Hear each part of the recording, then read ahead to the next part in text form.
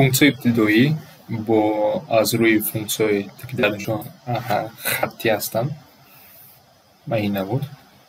Инҳои чӣ кор мекунем? Биён аввал ҳосилро ба хотир биёрем. Ва умуман ҳосил дар умум масалан x дараҷаи 5 ҳосилаш чӣ мешуд?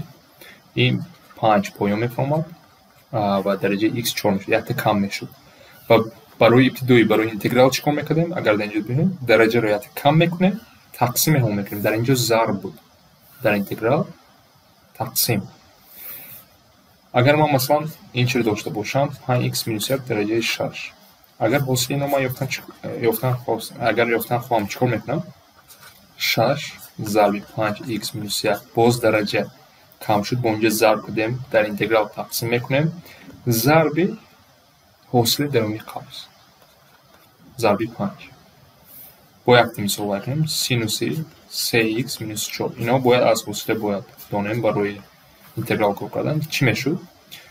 ҳосили ин косинус 3x минус 4 мешуд, зарби ҳосили даруни қавс 3 буд. Нигоҳ дар инҷо дар ҳосили зарб кунем. Вақте ки мо функсияи ибтидоӣ мебинем бо ёрии интеграл, ҳамин зарб тақсим мешавад. Бо мантиқ ҳамон аст. ҳамун ададҳоро истифода мебарем, лекин дар ҳосила зарб мешавад, дар интеграл тақсим мешавад. Масалан, якчанд савол кор кунем. Масалан, функсияи ибтидоӣ инро ёбед мегӯяд. 3x минус 1 дараҷаи 6 dx. Чӣ кор мекунем? ҳамчун фосил мекунем. Ман дар инҷо қоидаи якумро аввал истифода мебарам. Дар қоидаи аввал чӣ мегӯяд? ҳаминро гир функсияро 1 дараҷа зиёд кун, тақсими 7. Дар вақти доштем дар ҳосили зарб кардем, дар инҷо тақсим мекунем. Баъд зарби дар ҳосили мо зарби 3 мекардем, дар инҷо зарби тақсими 3 мекунем. Яъне ихе нависам зарби 3 дар поён навистам. Яъне тақсим кардам, ҳамин ифодаро ба 3 тақсим кардам. Ки ҳамин чӣ мешавад? Агар хоҳем ихе нависем, яъне тақсими 3. Яъне агар ман ино сода кардан хоҳам, яъне як каср навиштан хоҳам, зарби 3 мекунам. ҷамъи 3 мешавад. Дуюм мисолро кор кунем. Масалан, мисоли в.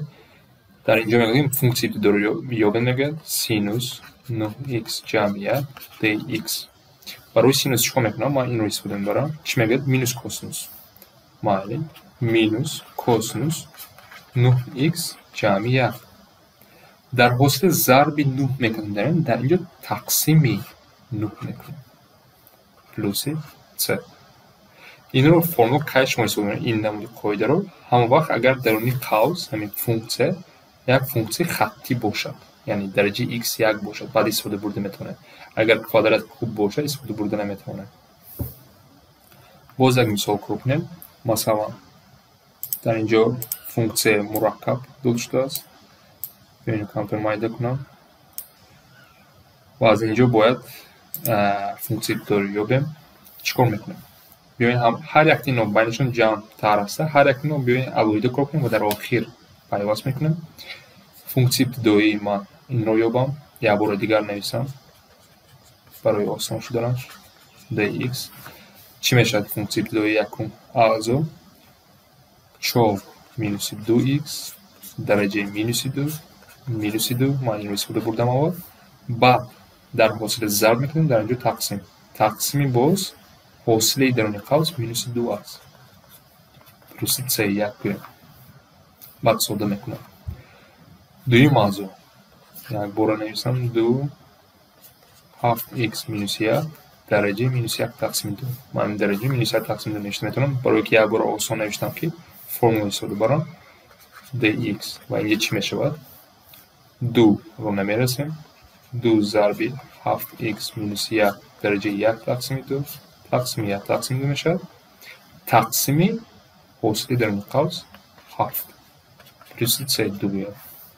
ва охирон аъзо ин 2 синуси пи тақсими 4 минуси x dx. ино чӣ кор мекунем? синус чӣ буд? минус косинус. минуси 2 косинуси пи тақсими 4 минуси x. ҳосили даруни қавс чӣ аст? минус 1 тақсими минуси 1 мекунем. плюси سه. اکنون بیاین پایواز کنیم. چیزی که در درس‌های پیشین گفتم C1 C2 C3 یعنی بسیار C داریم. اینو یک اون C گفته میتونیم چون که یک عدد هستن. فونکسی ابتدایی ما چی میشود؟ بیاین در اینجا بنویسم کم ترجمه f of x برابر است به چی میشود؟ اینجا پلوس میشود 4 یا تقسیم 4 minus 2x در درجه 2 یک موضوع ساده کرده نوشتم. بعد جمع اینجا 7 تقسیم 2 4 تقسیم 7 4 تقسیم 7 ریشه 7x minus 1 مینوسی سه موضوع جا ندارم در اینجا نیستم. چی میشود؟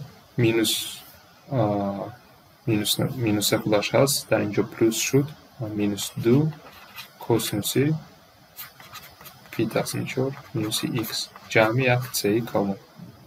هر یک اینو علایده گرفتم بعد در آخر پایواز کردم.